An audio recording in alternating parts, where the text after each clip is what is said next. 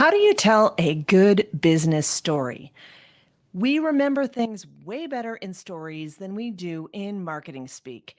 In episode 140, I talked to David Otey about incorporating story into technical talks. In today's Quick Fix Friday, I'm going to give you 3 tips on how to build a better business story. Hello, dreamers. Welcome to the Late Starters Club, giving you the inspiration, mindset, and tools you need to start something midlife and beyond. Remember, it's never too late to follow your dreams. When it comes to storytelling, there are a ton of resources, tips, ways you can do it out there, but I'm going to give you some of the ways I like to think about storytelling and that have served me to just tell really quick, easy stories that people engage with. So, my number one tip is to know your point. And if I can add a sub tip to that, your story is going to be better if it has just one main point that you're trying to make.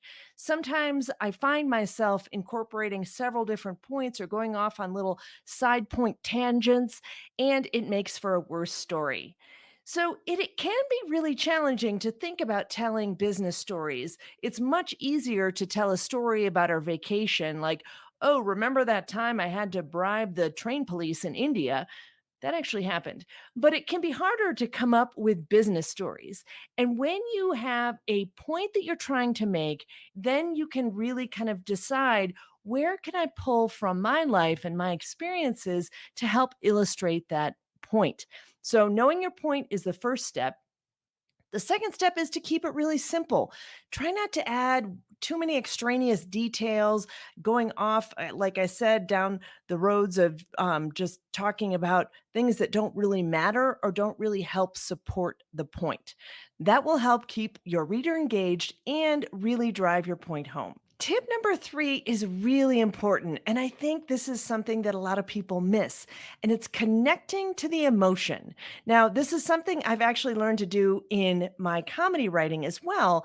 And I think it makes for a much better story when you can bring that emotional feeling into that story and really dig down to how it felt, how you felt, some of the things that were going on for you emotionally. You're going to be able to really grip the reader and keep them reading all the way to the end. Now, I have a ton of resources around stories for businesses. Some of my favorites are Donald Miller's Building a Story brand. He has a bigger program around this as well, but I would definitely start with the book. I have referred to it over and over, and there's lots of amazing nuggets in there. Another great resource is Park Howell's Brand Bewitchery. I've seen him speak at Social Media Marketing World, and he has a great little book around what's your story that helps you craft your story, gets you into the key elements of a story, but definitely get his Brand Bewitchery book. And I'll also provide a link here to his website with other great resources. And then I'll give you a couple other resources to Convince and Convert and Enchanted Marketing, 2 of my go-to resources for brand copy.